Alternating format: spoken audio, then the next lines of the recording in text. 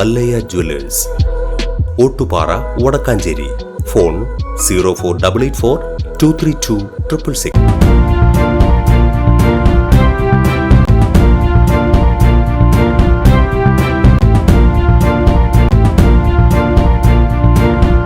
നമസ്കാരം, any time ന്യൂസിലേക്ക് സ്വാഗതം. തൃശൂരിലെ ഏറ്റവും പ്രധാനപ്പെട്ട ബസ് സ്റ്റാൻഡുകളിൽ ഒന്നായ ശക്തൻ സ്റ്റാൻഡിനും പരിസരവും ഗതാഗത യോഗ്യമാക്കണമെന്നാവശ്യപ്പെട്ടുകൊണ്ട് മോട്ടോർ തൊഴിലാളികൾ ബസ് സ്റ്റാൻഡ് പരിസരത്ത് ധർണ സംഘടിപ്പിച്ചു.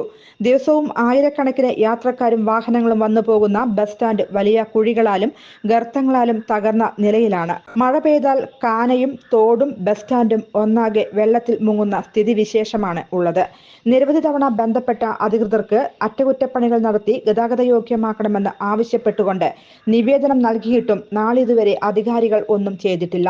ഇക്കാര്യത്തിൽ പ്രതിഷേധിച്ച് നടത്തിയ ധർണ BMS ജില്ലാ സെക്രട്ടറി സേതു തെരുവിങ്കിടം ഉദ്ഘാടനം ചെയ്തു. ജില്ലാ മോട്ടോർ ആൻഡ് എഞ്ചിനീയറിംഗ് മസ്ദൂർ സംഘം ജില്ലാ പ്രസിഡന്റ് MM വത്സൻ അധ്യക്ഷത വഹിച്ചു. ഫെഡറേഷൻ പ്രസിഡന്റ് AC കൃഷ്ണൻ മുഖ്യ പ്രഭാഷണം നടത്തി.